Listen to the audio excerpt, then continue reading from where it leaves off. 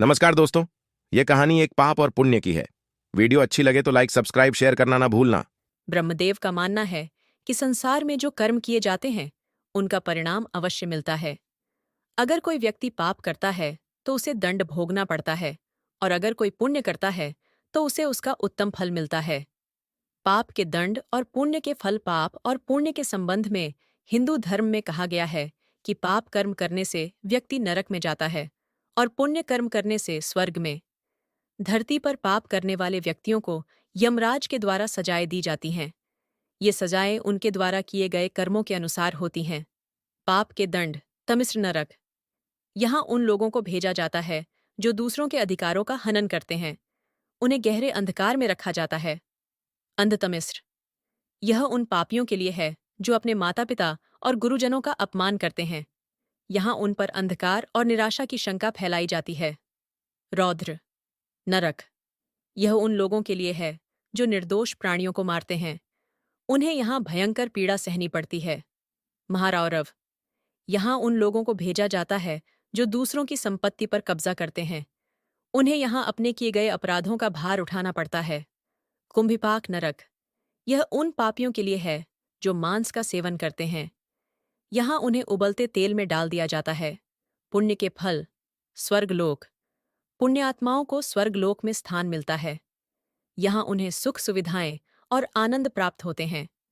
यह स्थान देवी देवताओं और अन्य पुण्यात्माओं का निवास स्थान माना जाता है। इंद्रलोक। पुण्य कर्म करने वालों को इंद्रलोक में भी स्थान मिलता है, जहां उन्हें इंद्रदेव के साथ रहने का अवसर मिलता है। वैकुंठ लोक। भगवान विष्णु के भक्तों के लिए वैकुंठ लोक का प्रावधान होता है। यहाँ भगवान विष्णु के साथ निवास करने का सौभाग्य प्राप्त होता है। यमराज द्वारा दी जाने वाली सजाए। यमराज मृत्यु के देवता हैं और उनके दूत पापियों को नरक में ले जाते हैं। यमराज पापियों को उनके किए गए अपराधों के आधार पर दंड देते हैं। ये दंड अत्यंत कष्टप्रद होता है और पापियों को उनके पापों की घोर यातना सहनी पड़ती है। नैतिक कहानी। सत्य का महत्व। कहानी की शुरुआत। एक बार की बात है, एक छोटे से गांव में एक ब्राह्मण रहते थे। उनका नाम शिवदत्त था और वे सत्यवादी, धार्मिक और परमेश्वर के भक्त थे। वे हमेशा सत्य बोलते थे और सभी को भी यही सिखाते थे कि सत्य का मार्ग ही सबसे श्रेष्ठ है। उनके पास बहुत सी जमीन और संपत्ति थी, परंतु उन्होंने कभी किसी का बुरा नहीं चाहा। सत्य का पालन। एक दिन शिवदत्त के पास गांव के कुछ लोग आए और बोले, शिवदत्त जी, आपके पास इतनी संपत्ति है, फिर भी आप इतने सरल और विनम्र हैं। इसका क्या कारण है? शिवदत्त ने उत्तर दिया, संपत्ति और धन कुछ समय के लिए हैं, परंतु सत्य और धर्म सदा हमारे साथ रहते हैं। जो व्यक्ति सत्य का पालन करता है उसे कभी कष्ट नहीं होता। परीक्षा का समय। कुछ समय बाद गांव में एक महामारी फैल गई। लोग डर के मारे गांव छोड़कर जाने लगे।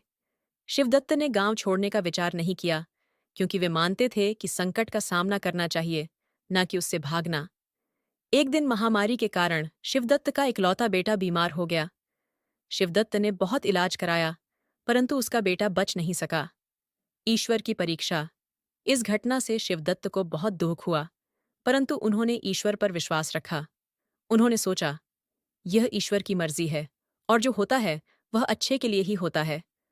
मुझे सत्य के मार्ग से विचलित नहीं होना चाहिए। समाप्ति का ज्ञान। शिवदत्त के इस धैर्य और सत्य के प्रति अडिग रहने से ईश्वर प्रसन्न हुए। भगवान शिव ने प्रकट होकर कहा, शिवदत्त, तुमने सत्य का मार्ग नहीं छोड़ा,